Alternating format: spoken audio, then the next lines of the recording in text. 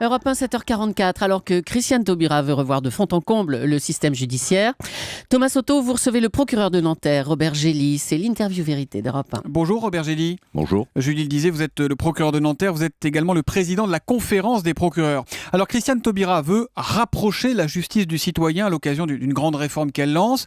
Ça, c'est un discours de politique où vous, l'homme de droit qui connaissez la complexité de tout ça et de tout ce qui touche à la justice, vous pensez que c'est possible de rapprocher aujourd'hui la justice du citoyen ? Bien sûr que c'est possible, mais il faut pour cela avoir des moyens importants et avoir des décisions qui, peut-être de fond, aussi importantes à prendre. Qu'est-ce qui manque comme moyen aujourd'hui pour la justice ? Parce que le budget est en augmentation, l'an dernier, cette année encore, mais là vous dites il manque des postes d'abord prioritairement ? La justice a été traitée d'une façon qui n'a pas été correcte depuis des années. On savait qu'il y avait à peu près 300 magistrats en gros qui partaient chaque année, on a recruté 100.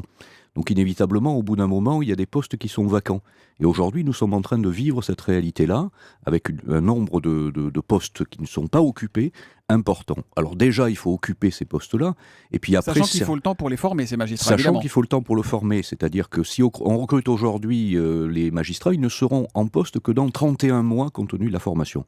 C'est-à-dire qu'on est vraiment dans une situation qui est de plus en plus compliquée, au quotidien. Mais ça veut dire, Robert Gély, que quand Christiane Taubira dit notamment qu'il faut que les petits délits routiers, par exemple, deviennent des contraventions et que donc elles soient gérées par le tribunal de police et plus par le tribunal d'instance, est-ce que ce serait ça de nature à désengorger les tribunaux vraiment ou pas ?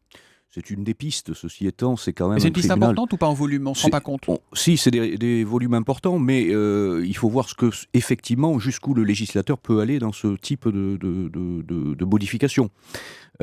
Toujours est-il qu'il ne s'agit pas, pour nous, en tout cas magistrats, de demander à ce qu'il y ait moins de choses, c'est surtout demander à ce qu'on les fasse mieux. Et pour les faire mieux, il faut quoi ? Pour les faire mieux, il faut effectivement que l'on ait plus de possibilités, plus de temps, plus de capacités. Il faut savoir que Chaque magistrat à Nanterre, par exemple, gère combien de dossiers ? C'est très difficile à évaluer mais globalement, disons, les magistrats traitent... c'est simple, regardez, nous avons 110 000 plaintes et procès-verbaux qui arrivent au parquet de Nanterre, nous sommes 35, vous faites la division et vous avez le résultat. 110 000 plaintes pour 35 magistrats. Alors j'ai sous les yeux une lettre qui a été signée, alors Pierre de Cossette du service police-justice d'Europe 1 me disait que 134 procureurs sur 164 dans le pays l'ont signé cette lettre, une motion dans laquelle ils font état quasiment de leur désespoir, de leur blues. Vous parlez d'un manque dramatique de moyens sans équivalent en Europe. Encore une fois, ces moyens, c'est quoi ? Ce sont juste des hommes ? Non, mais c'est quoi ? C'est un problème C'est d'abord des hommes. Il y a 3 magistrats du parquet pour 100 000 habitants en France, il y en a en moyenne 10 pour 100 000 habitants en Europe. C'est quand même une réalité qui est là. Et en plus, les missions que nous avons sont beaucoup plus larges que dans les pays européens. Nous travaillons depuis la prévention jusqu'à la répression et en utilisant toutes les possibilités, toutes les voies. Et notre société est de plus en plus en demande de justice et en attente de décision.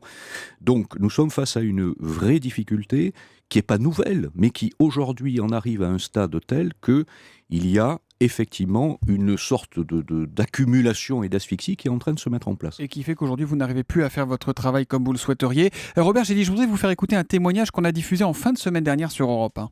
Je voyais les gendarmes qui me disaient qu'ils étaient inquiets parce qu'ils avaient l'impression qu'on prenait souvent plus soin des auteurs que des victimes. C'est un sentiment qui prévaut aujourd'hui dans certaines unités chargées de la gendarmerie. 65% des cambrioleurs interpellés en novembre dans le département de Marseille sont à nouveau dans la nature. Alors on est d'accord, c'est pas votre secteur Marseille, mais ça quand c'est monsieur et madame tout le monde qui parle, on se dit c'est un peu café du commerce et sans doute un peu caricatural. Sauf que là, vous savez qui parle ? C'est le numéro 3 de la gendarmerie qui s'exprimait, le général Bertrand Soublé, qui répondait en décembre devant les parlementaires. Est-ce qu'il a raison ? Est-ce que cette perception qu'ont souvent les Français de la justice, autrement dit les larcins continuent, les auteurs retournent dans la nature très, très souvent, c'est la réalité ça ou pas ? Non, sûrement pas. Il suffit de voir que nous avons quand même une suroccupation en prison. Il n'y a jamais eu autant de détenus. Donc, il manque encore plus de place. Une surpopulation.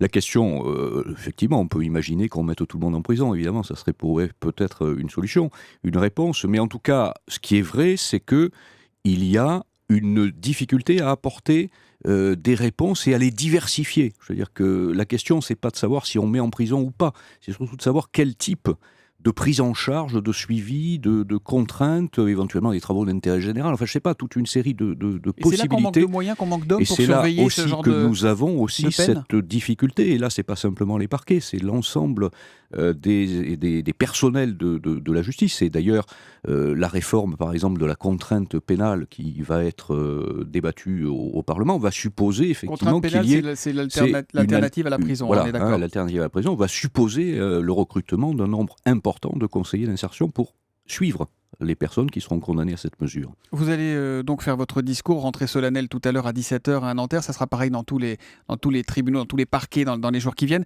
Qu'est-ce que vous allez demander prioritairement et très concrètement à Christiane Taubira, la garde des Sceaux?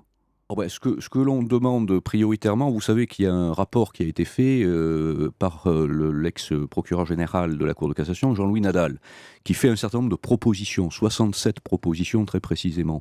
Nous souhaitons que l'essentiel de ces propositions et celles qui peuvent être mises le plus rapidement en œuvre le soient, notamment s'agissant des moyens qui peuvent être humains, mais pas seulement, d'assistance aussi, des moyens techniques, technologiques, etc., le plus rapidement possible, de façon à ce que les magistrats du parquet, qui aujourd'hui d'ailleurs deviennent de plus en plus en difficulté et dont les plus jeunes s'éloignent. Ils veulent aller au siège, hein, les plus Oui, jeunes. oui, tout à fait, parce qu'il y a des contraintes considérables. Et donc ça, je crois que c'est une nécessité absolue et une urgence qu'il y a aujourd'hui. Dernier point très très concret, Christiane Taubira, dans ses pistes hier évoquées dans le Parisien, disait qu'il fallait créer un guichet universel en quelque sorte, c'est-à-dire un seul tribunal qui prendrait toutes les plaintes, qui serait la seule voie d'accès pour les Français. Ça, c'est une bonne idée ou c'est de la communication politique? Je crois que c'est une bonne idée de pouvoir imaginer qu'un justiciable puisse s'adresser à un seul guichet.